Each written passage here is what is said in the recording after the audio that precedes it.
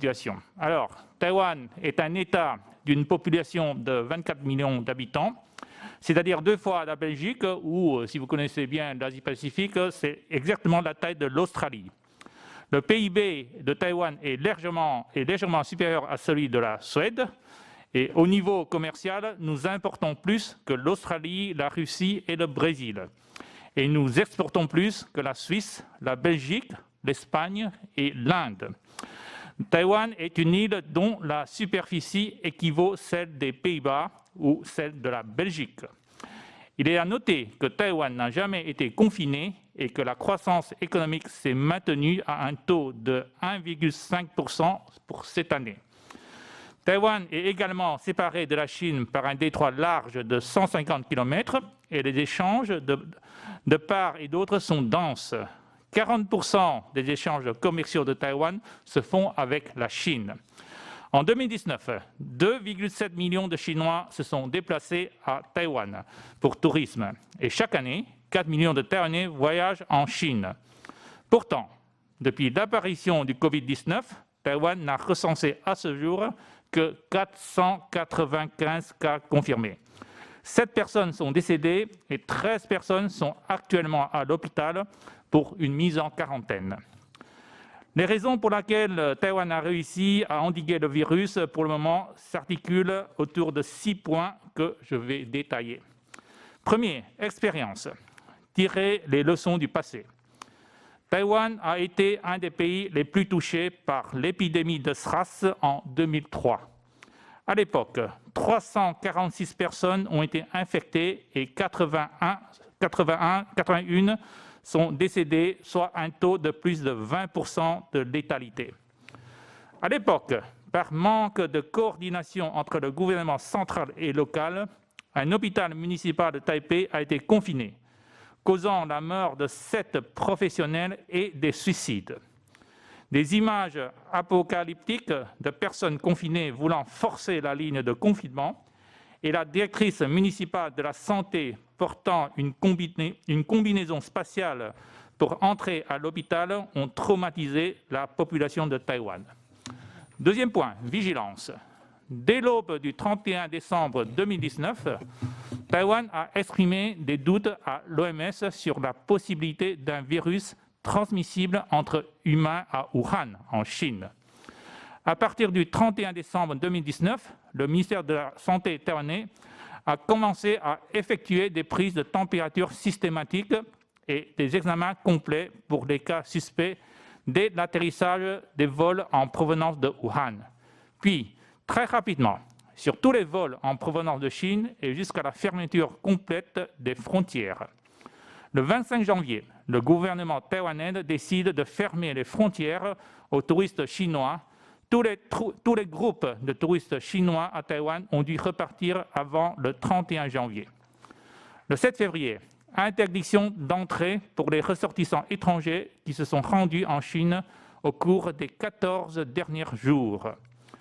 Le 18 mars, interdiction d'entrée sur le territoire pour les ressortissants étrangers et quatorzaine pour tous les voyageurs taïwanais entrants. Troisième point, efficacité. Activation du centre central de commandement, qu'on appelle Centre de commandement central des épidémies, à partir du 20 janvier 2020, sous la responsabilité du ministre de la Santé. Le ministre dispose de toutes les ressources du gouvernement, y compris la possibilité de mobiliser l'armée si nécessaire. Quatrième point, confiance.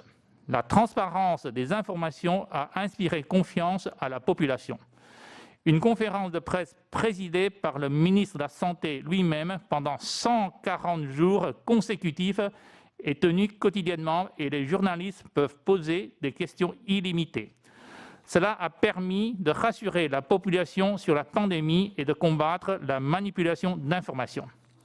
Cinquième point, masques. Indépendance rapide de la production des masques.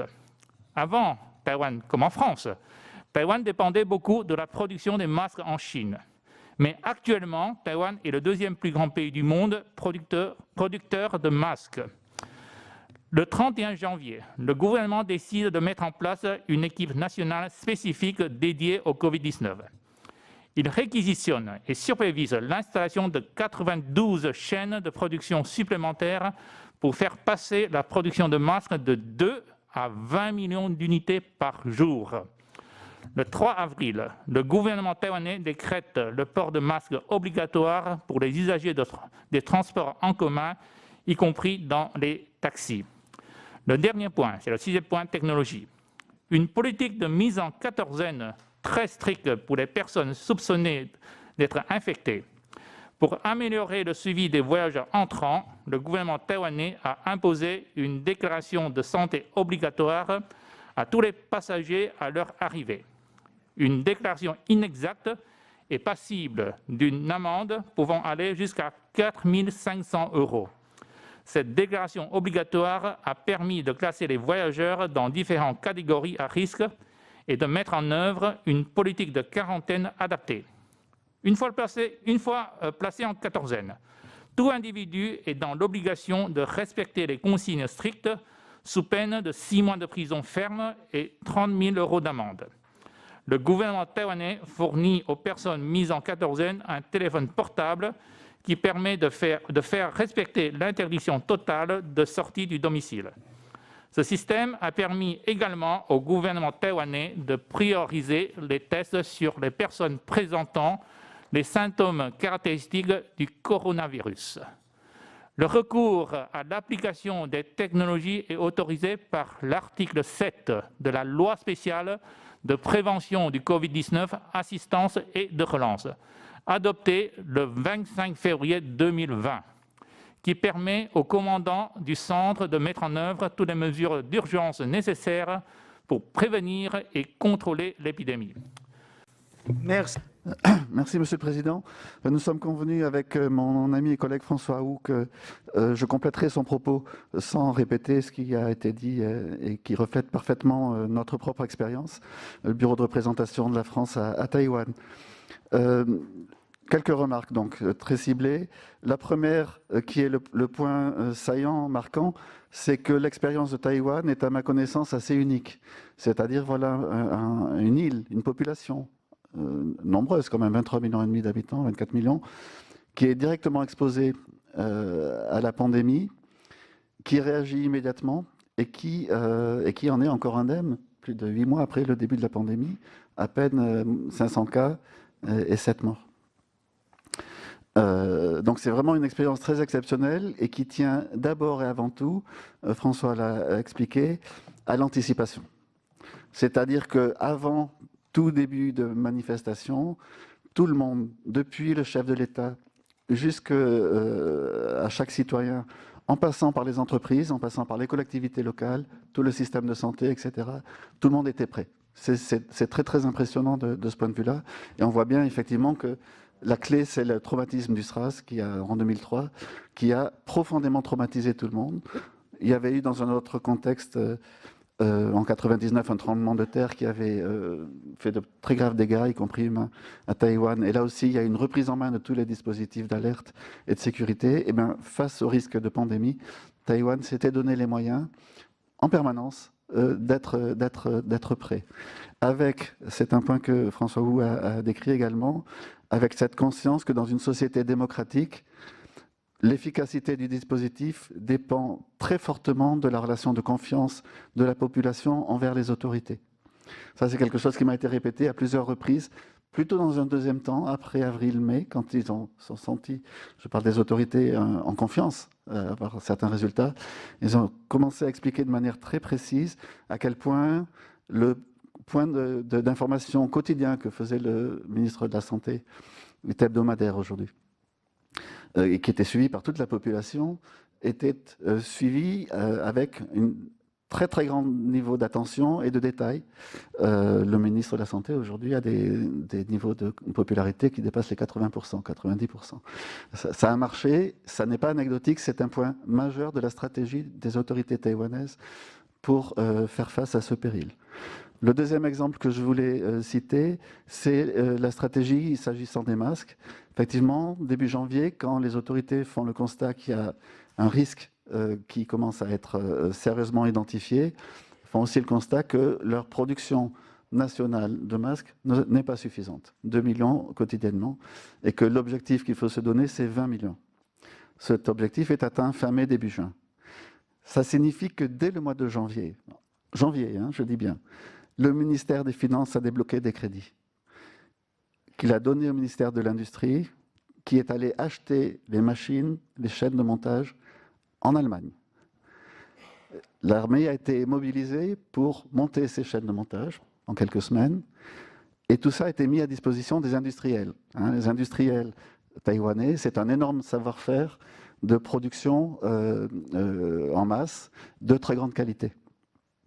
Donc c'était eux les mieux placés, et non pas des services publics ou des administrations, pour traiter la fabrication industrielle du process, mais avec des moyens qui ont été mobilisés au niveau du gouvernement. Et à partir de là, la montée en puissance s'est faite exactement comme planifié. Moi, je me suis rendu au ministère des Affaires économiques début mars. Ils étaient très sereins et d'ailleurs assez ouverts à partager leur expérience pour tous ceux qui pourraient le demander. Et donc, la gestion des masques s'est aussi accompagnée par un rationnement qui a également permis aussi de contrôler la pression de la population et d'approvisionner chaque individu de manière efficace. Voilà, ce sont deux points un peu concrets que j'ai souhaité porter à votre connaissance parce qu'ils éclairent cette manière tout à fait spécifique. Chaque pays, chaque nation a sa propre expérience. Celle de Taïwan, ça n'est pas un mystère. Ce résultat extraordinaire, pour le moment, tient à des raisons objectives et tout à fait rationnelles. Et bien sûr, le dernier point, François a conclu là-dessus, c'est qu'aujourd'hui, Taïwan se retrouve d'une certaine manière un peu piégé par la qualité de sa gestion de la crise. C'est-à-dire qu'aujourd'hui, la population ne supporte pas l'idée que le virus parvienne à entrer. Et donc, les dispositifs de contrôle, sous l'autorité du ministre de la Santé, sont extrêmement rigoureux. Ils sont transparents, là aussi, des règles du jeu qui ne sont pas méconnues, enfin, qui sont tout à fait accessibles quand on veut se rendre à Taïwan. Mais elles sont extrêmement rigoureuses et la population est extrêmement vigilante. Et donc, bien sûr, tous les milieux économiques. Moi, j'ai assisté en juillet à une réunion organisée par le ministre des Affaires étrangères, Joseph Wu, avec la nouvelle ministre des Affaires économiques, avec le ministre Chen de la Santé. L'objet de cette réunion, avec les autres représentants européens, c'était d'expliquer au ministre de la Santé, du point de vue des Européens, pourquoi il fallait être un petit peu plus souple vis-à-vis des entreprises en particulier. Donc on voit bien que cette tension-là, elle demeure et que ça va être un enjeu pour Taïwan aujourd'hui, qui est une économie ouverte, ouverte sur l'international, et qui fonctionne. On est encore à espérer que Taïwan aura un taux de croissance positif cette année. Le chômage atteint des sommets, c'est-à-dire 4%. On est à 4% de chômage en pleine crise à Taïwan. Donc c'est une économie qui fonctionne extrêmement bien, mais qui ne peut pas se permettre de vivre fermée trop longtemps. Voilà, Monsieur le Président, ce que je voulais porter à la connaissance de l'Assemblée.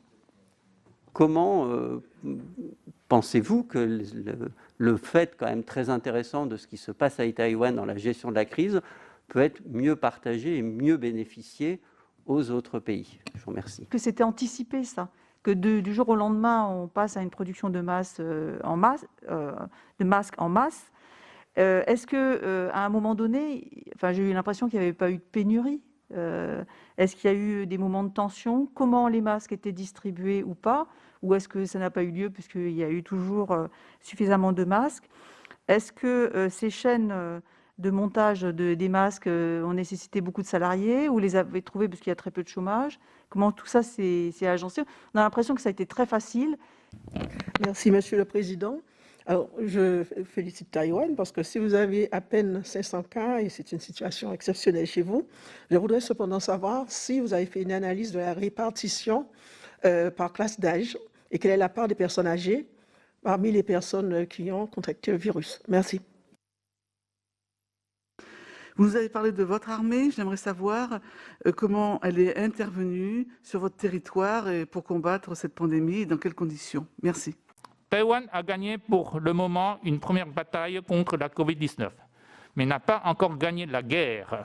L'opinion publique taïwanaise exige que le gouvernement utilise tous les moyens à sa disposition pour endiguer le virus en dehors des frontières nationales, sans confinement général de la population. La prospérité de Taïwan dépend fortement de ces échanges avec le monde extérieur.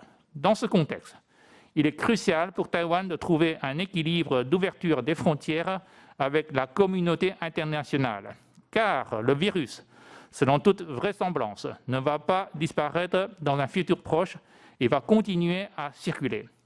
C'est un défi auquel Taïwan doit faire face. Nous pensons néanmoins qu'il est très difficile de porter un regard sur les réponses d'un autre pays qui a ses propres facteurs et ses spécificités à prendre en compte pour limiter la propagation du virus. Pour autant, dans un monde où les échanges entre chaque pays ne font qu'augmenter, il serait indispensable de pouvoir partager à travers la plateforme tant bilatérale que multilatérale les expériences dans la lutte contre cette crise sanitaire qui ne connaît pas de frontières. Je pense que cette invitation de la commission d'enquête au Sénat constitue d'ores et déjà une première étape vers l'intérêt commun pour nos deux pays et de l'humanité. Je vous remercie de votre attention. Merci.